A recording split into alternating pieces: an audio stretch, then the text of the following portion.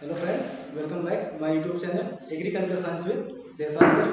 हम पढ़ रहे थे crop and there classification first year agriculture second chapter, जो कि हमारा पूरा हो गया था। आज हम पढ़ेंगे crop rotation and principles of crop rotation तथा मेरिट्स ऑफ क्रॉप रोटेशन, फसल चक्र के सिद्धांत एवं फसल चक्र के लाभ। ठीक, आइए हम बात करते हैं फसल चक्र या क्रॉप रोटेशन किसे कहते हैं। ठीक, तो फसल चक्र या क्रॉप रोटेशन क्या है। आज जो चैप्टर हमारा क्या है, क्रॉप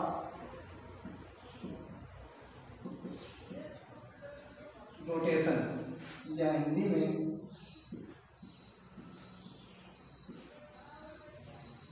फसल चक्र।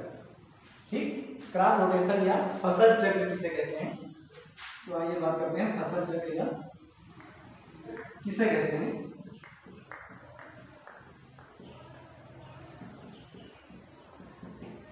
फसल चक्र या क्रॉप रोटेशन किसे कहते हैं। तो अगर हम डिफिनेशन की बात करें तो किसी निश्चित क्षेत्र पर निश्चित अवधि तक फसलों को इस प्रकार हेरफेर कर बोना।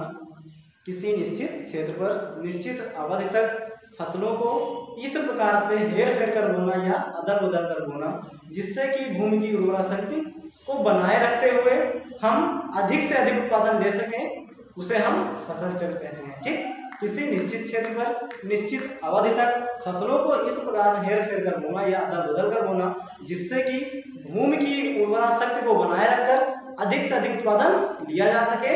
इस क्रिया को हम या इसको हम फसल चक्र या क्रॉप रोटेशन कहते हैं। ठीक, तो आइए हम देखते हैं डिफिनेशन क्या होगी इसकी। किसी निश्चित क्षेत्र पर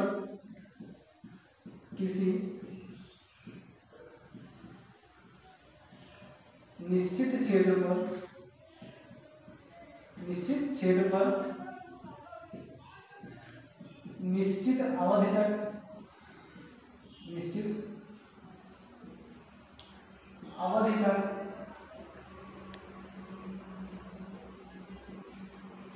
अवधि तक फसलों को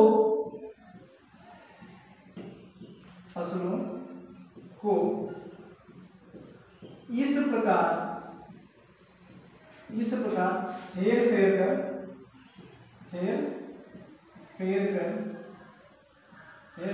ब्रैकेट में अदल बदल कर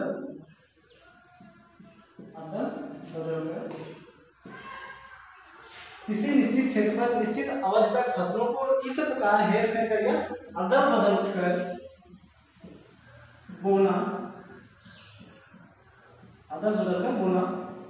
जिससे कि भूमि की उर्वरा शक्ति को बनाए रखकर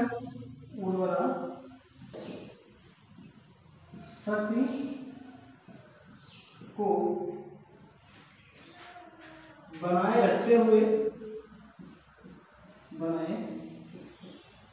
रखते हुए अधिक से अधिक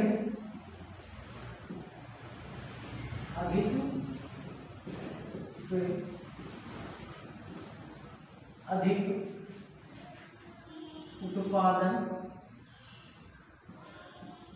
लिया जा सके या दे सके।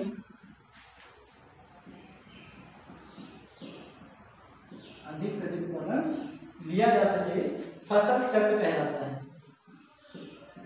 फसल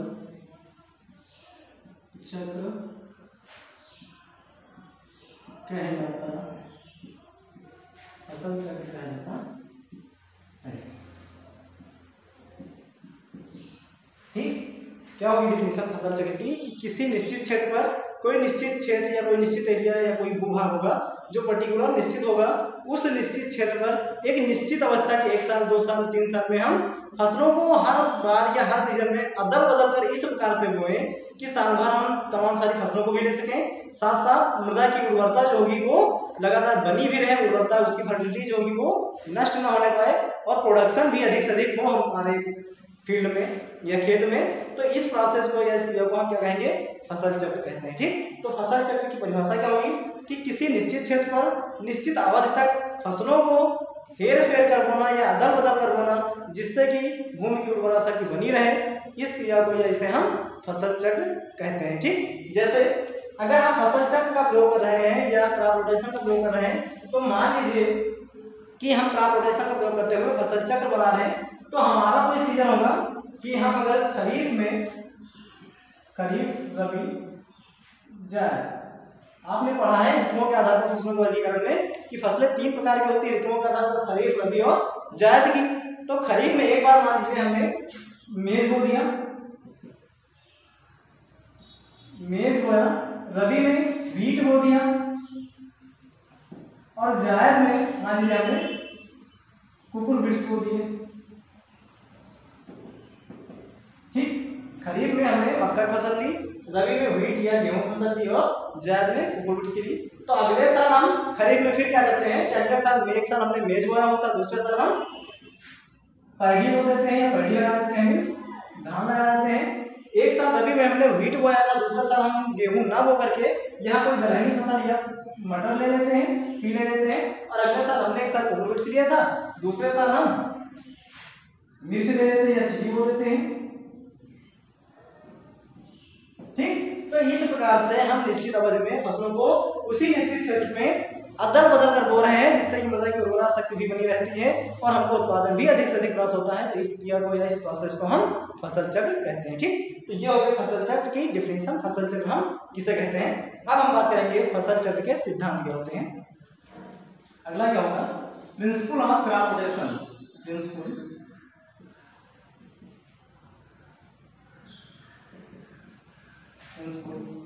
of crop rotation. Principle of crop rotation या हिंदी में फसल चक्र के सिद्धांत।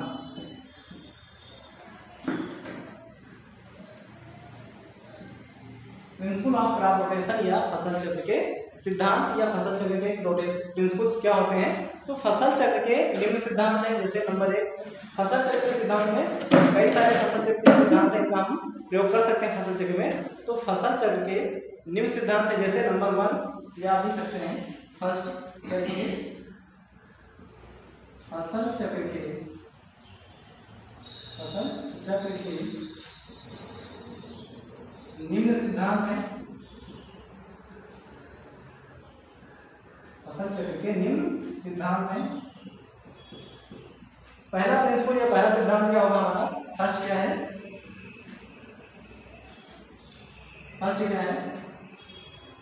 अधिक गहरी। फर्स्ट प्रिंसिपल क्या है, अधिक गहरी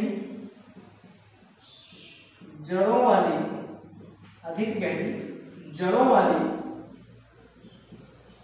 फसलों के बाद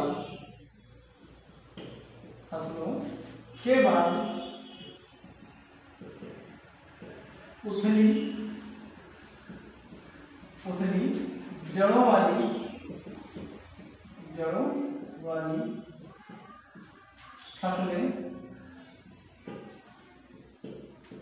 फसलें उगानी चाहिए।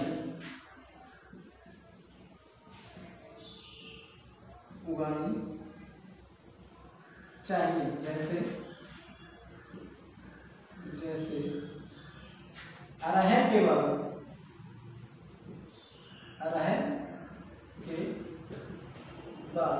गेहूं।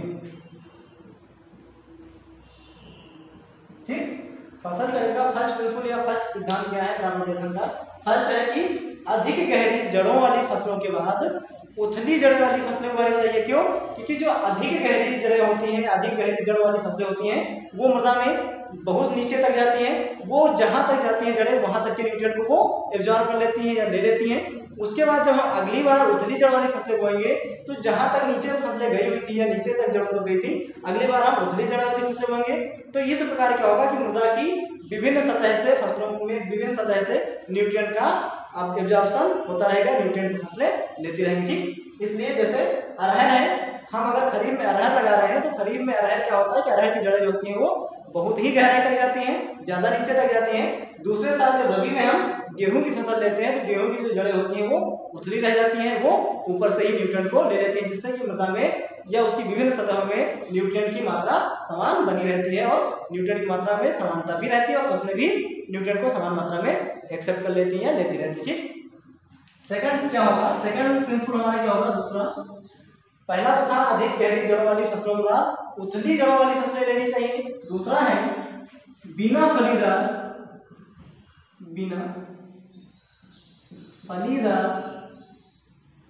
फसलों के बाद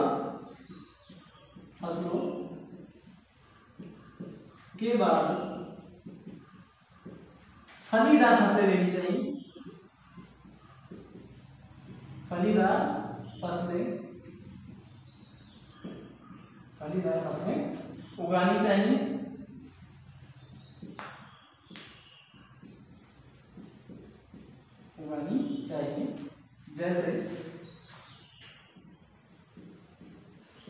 जैसे मक्का डैश गेहूं, जैसे मक्का डैश मटर। ठीक, दूसरा प्रिंसिपल क्या है कि बिना फलीदार वाली फसलों के बाद फलीदार वाली फसलें उगानी चाहिए। फलीदार मीन्स ऐसी क्रॉप्स जिनमें फलियां बनती है या पार्ट का फॉर्मेशन होता है, उन्हें हम फलीदार फसलें कहते हैं। जैसे दलहनी वर्ग की जो फसलें होती हैं वो फलीदार फसलों में आती हैं। तो बिना फलीदार वाली फसलें क्या होती हैं कि जब हम बिना फलीदार वाली फसलें बोते हैं तो वो न्यूट्रिएंट को ज्यादा ले लेती हैं। परिणाम स्वरूप जो फलीदार वाली फसलें होती हैं फिर हम जब उनको लगाते हैं तो वो नाइट्रोजन का फिक्सेशन मृदा में कर देती हैं और मृदा में जो होता है नाइट्रोजन की पर्याप्त मात्रा आ जाती है, जिससे कि एक बार जब न्यूट्रिएंट का ह्रास हुआ था वो दूसरे साल हम फलीदार वाली फसलें बो करके उसकी भरपाई कर देते हैं या उसकी समान मात्रा मृदा में ले आते हैं। ठीक, इसलिए क्या कहेंगे कि हम अगर एक बार बिना फलीदार वाली फसलें बो रहे हैं तो दूसरी बार हमको क्या करना चाहिए, कोशिश करना चाहिए कि बिना फलीदार फसलों के बाद हमें फलीदार वाली फसलें बोनी चाहिए। सीरियल क्रॉप जैसे हम एक बार बो रहे हैं तो अगली बार हम लेग्यूम क्रॉप में, जिससे कि मृदा में नाइट्रोजन की मात्रा या नाइट्रोजन की समानता बनी रहती है। क्योंकि बिना फलीदार वाली फसलें मृदा से अधिक नाइट्रोजन को ले लेती हैं। परिणाम स्वरूप जब हम फलीदार वाली फसलें बोते हैं तो वो नाइट्रोजन का फिक्सेशन करके मृदा में नाइट्रोजन की मात्रा को ही समानता बना देती है। ठीक, अगला हमारा प्रिंसिपल क्या होगा, तीसरा या सेकंड थर्ड का होगा। थर्ड होगा अधिक पानी चाहने वाली फसलों के बाद अधिक पानी चाहने वाली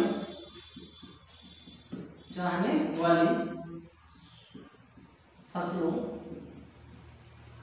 के बाद अधिक पानी चाहने वाली फसलों के बाद कम पानी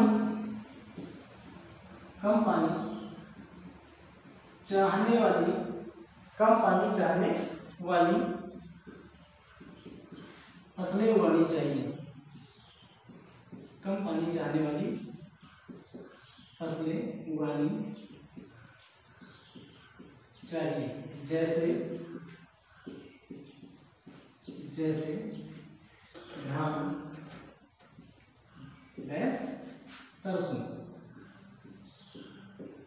ठीक, थर्ड हमारा क्या है कि अधिक पानी चाहने वाली फसलों के बाद कम पानी चाहने वाली फसलें उगानी चाहिए। क्यों? क्योंकि जैसे हमने एक बार खरीफ के सीजन में या फर्स्ट सीजन में हमने अधिक पानी चाहने वाली क्रॉप लगाई हुई है, तो जिससे कि वो वाइट जो मृदा की मॉइस्चर होगी या उसकी नमी होगी वो ज़्यादा ले लेगी।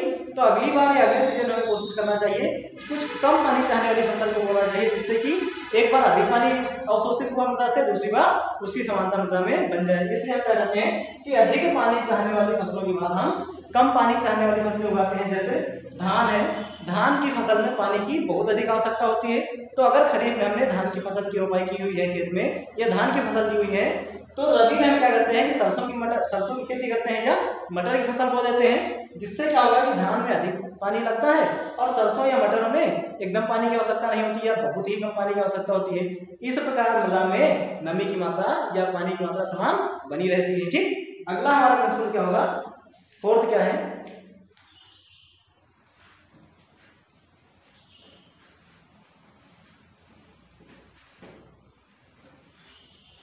अगला जो प्रिंसिपल है, अगला फोर्थ वो क्या है,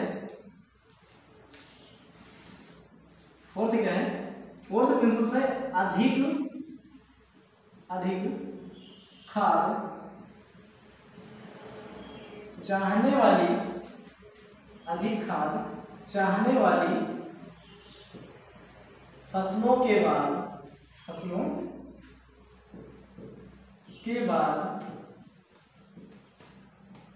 कम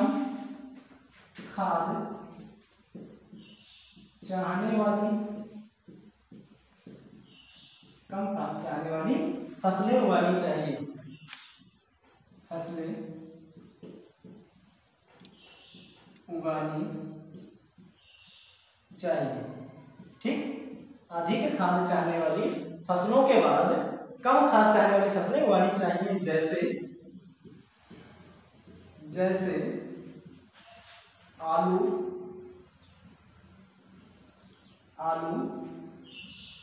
आलू के बाद अगले सीजन में हम मटर बो लेते हैं। ठीक, हमने कहा कि अधिक खाद चाहने वाली फसलों के बाद कम खाद चाहने वाली फसलें उगानी चाहिए, या अधिक उर्वरक चाहने वाली फसलें अधिक खाद चाहने वाली फसलों के बाद कम खाद चाहने वाली फसलें उगानी चाहिए, जैसे आलू और उसके बाद मटर। या हमने एक साल में रबी में आलू की फसल ली हुई है, तो सेकंड ईयर जब हम आएंगे उसी रोटेशन में, तो हम क्या करेंगे, आलू की जगह पर मटर की फसल ले लेते हैं। या मटर की जगह पर अगर जायद में आप चाहें तो कोई सब्जी की काम ले सकते हैं, इसमें कम पानी की आवश्यकता होती है। या जायद में आप मान लीजिए भिंडी बो सकते हैं। ठीक, आलू की फसल जो होती है, आलू में बहुत ही अधिक खाद चाहने की आवश्यकता होती है, डालने की आवश्यकता होती है। आलू की फसल जो कि बहुत ही अधिक न्यूट्रिएंट लेती है, और उसके विपरीत हम अगर रबी में आलू की सोइंग कर रहे हैं तो जायद में हम भिंडी की फसल उगा ले रहे हैं। ठीक, इस प्रकार हम क्या करते हैं कि जो अगला प्रिंसिपल है, अधिक खाद चाहने वाली फसलों के बाद कम खाद चाहने वाली फसलें उगानी चाहिए। इसके बाद अगला क्या है, फोर्थ के बाद फिफ्थ क्या होगा, फसल चक्र की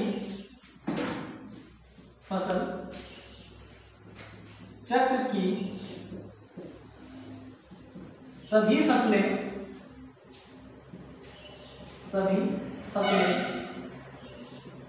एक ही कुल की नहीं होनी चाहिए, एक ही कुल की नहीं होनी चाहिए। ठीक, अगला प्रिंसिपल क्या है कि फसल चक्र में हम फसलों का इस प्रकार से समावेश करें जिससे कि फसल जो एक साल में एक ही प्रकार की या एक ही कुल की फसलें हमें लगातार नहीं उगानी चाहिए। क्यों? क्योंकि जब हम फसल चक्र की सभी फसलें एक ही कुल या एक ही फैमिली की लगाएंगे तो जो रोग या जो इंसेक्ट या जो कीट पहली वाली फसल में लगते हैं कंपलसरी है वो अगले वाली क्रॉप में भी लग जाएंगे। इसलिए क्या होगा कि हमारा नुकसान ज्यादा होगा या उसके फंगस अगली वाली क्रॉप में भी अटैक कर सकते हैं। तो कोशिश करें कि फसल चक्र का जब हम समावेश करें या फसल चक्र बनाएं तो फसल चक्र की जो फसलें हो वो एक ही कुल की या एक ही फैमिली की नहीं होनी चाहिए, जिससे कि कीट एवं रोग लगने के चांसेस बहुत ही कम हो जाते हैं, ज्यादा से ज्यादा कम हो जाते हैं। ठीक, अब अगला या सिक्स्थ प्रिंसिपल क्या है, अगला प्रिंसिपल क्या है, फसल चक्र बनाते समय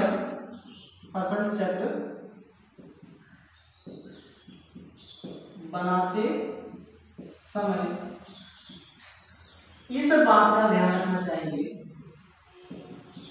इस बात का ध्यान रखना चाहिए कि फसल चक्र बनाते समय इस बात का ध्यान रखना चाहिए कि कृषि साधनों का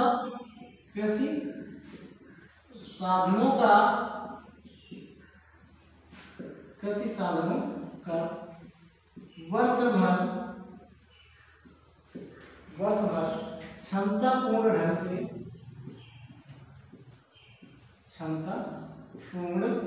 ढंग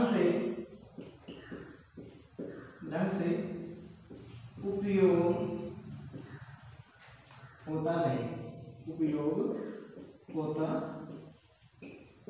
रहे। ठीक, क्रॉप रोटेशन बनाते समय प्रिंसिपल छठवां क्या है या सिक्स क्या है कि फसल चक्र या क्रॉप रोटेशन बनाते समय हमें इस बात का ध्यान रखना चाहिए कि फसल चक्र में हम ऐसी फसलों का समावेश करें जिससे कि हमारे पास जो फसल चक्र, हमारे पास जो कृषि इक्विपमेंट्स हैं या एग्रीकल्चर इक्विपमेंट्स हैं या कृषि साधन है, कृषि यंत्र है, उनका भी हम वर्ष भर क्षमतापूर्ण ढंग से या लगातार प्रयोग करते रहे। ठीक, तो फसल चक्र बनाते समय हमें इस बात का ध्यान रखना चाहिए कि कृषि जो साधन है या एग्रीकल्चर इक्विपमेंट्स हैं उनका भी हम क्षमतापूर्ण ढंग से साल भर प्रयोग करते रहे। ठीक, ये हमारे 6 फसल चक्र के सिद्धांत। अगला और 7वां जो हमारा है प्रिंसिपल्स, अगला क्या है 7 क्या है, फसल चक्र बनाते समय, फसल चक्र बनाते समय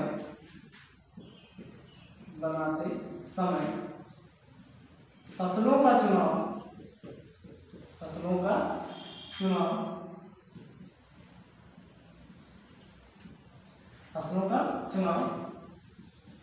जलवायु एवं, ठीक, 6वां क्लास जो 7th है हमारा या 7वां हमारा जो प्रिंसिपल्स है वो क्या है, फसल चक्र बनाते समय फसलों का चुनाव जलवायु एवं मृदा को ध्यान में रखकर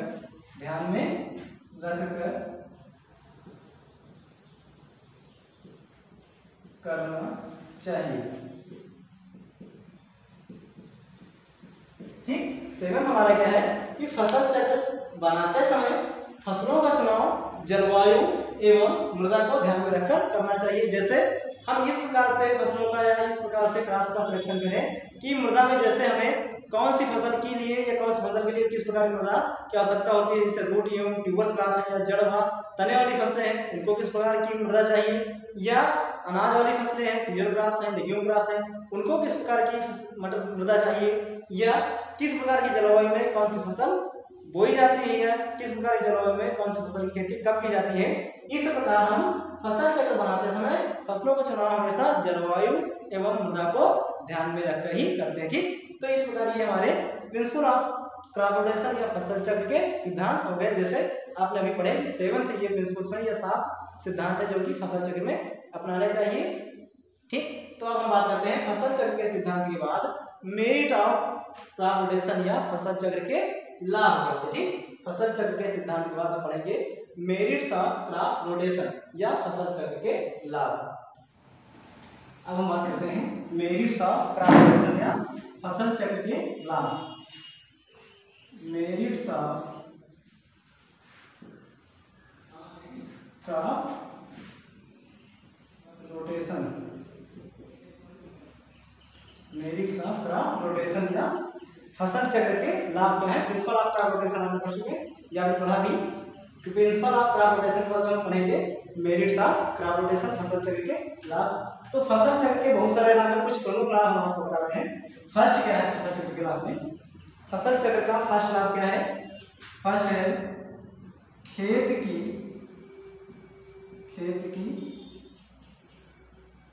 उर्वरा शक्ति बनी रहती है। ठीक, फर्स्ट मेरिट्स क्या है, फर्स्ट लाभ क्या है कि जो हमारा खेत होता है या जो सॉइल होती है, जो मृदा होती है, उसकी उर्वरा शक्ति जो होती है वो बनी रहती है। कब, जब हम फसल चक्र का यूज करते हैं, फसल चक्र का प्रयोग करते हैं तो मृदा की उर्वरा शक्ति जो होती है वो बनी रहती है। सेकंड क्या है, उपज अधिक प्राप्त होती है। उपज अधिक प्राप्त होती है। सेकंड क्या है कि जब हम क्रॉप रोटेशन का या फसल चक्र का प्रयोग करते हैं तो उपज क्या होती है या प्रोडक्शन हमारा जो क्या होता है वो बढ़ जाता है, उपज हमारी ज़्यादा होती है कंपेयर में अगर हम बिना फसल चक्र का प्रयोग किए अगर हम उपज ले रहे हैं। तो जब हम फसल चक्र का यूज करके, फसल चक्र का प्रयोग करके कोई भी चीज़ का प्रोडक्शन करते हैं या उत्पादन करते हैं तो उपज में बढ़ोतरी होती है, उपज हमारी जो होती है वो ज़्यादा प्राप्त होती है। थर्ड क्या है, मृदा की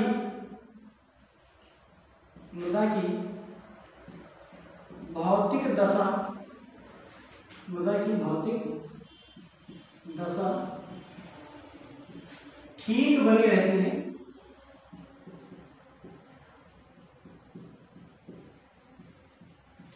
थर्ड क्या है, मृदा की भौतिक दशा या फिजिकल प्रॉपर्टीज होती है सॉइल की, वो बनी रहती है, फिजिकल प्रॉपर्टीज में कोई विनाश नहीं होने पाता अगर हम क्रॉप रोटेशन का यूज करते हैं। तो जब हम क्रॉप रोटेशन का प्रयोग करते हैं या फसल चक्र को अपनाते हैं तो मृदा की भौतिक दशा जो होती है वो ठीक बनी रहती है। अगला या फोर्थ क्या होगा, फोर्थ क्या है, वर्ष भर आमदनी प्राप्त होती है, वर्ष भर आमदनी प्राप्त होती है। जब हम क्रॉप रोटेशन का प्रयोग करेंगे, फसल चक्र को अपनाएंगे, तो हम अलग अलग सीजन में अलग अलग क्रॉप का प्रोडक्शन करेंगे, जिससे क्या होगा, हमको आय में हमारी वृद्धि होगी और साल भर हमको अलग अलग क्रॉप से या अलग अलग फसलों से हमको आमदनी की या पैसे की प्राप्ति होती रहती है। ठीक, तो क्रॉप रोटेशन का प्रयोग करने से वर्ष भर आमदनी हमारी जो होती है वो बनी रहती है। अगला, खरपतवारों आदि का प्रकोप, खरपतवारों आदि का प्रकोप कम हो जाता है,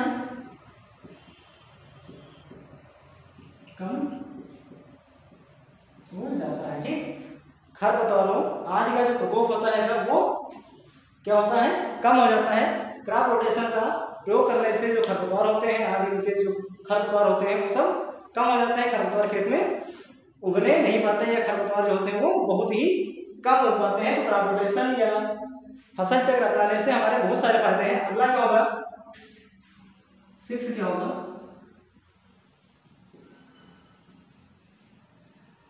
घरेलू आवश्यकताओं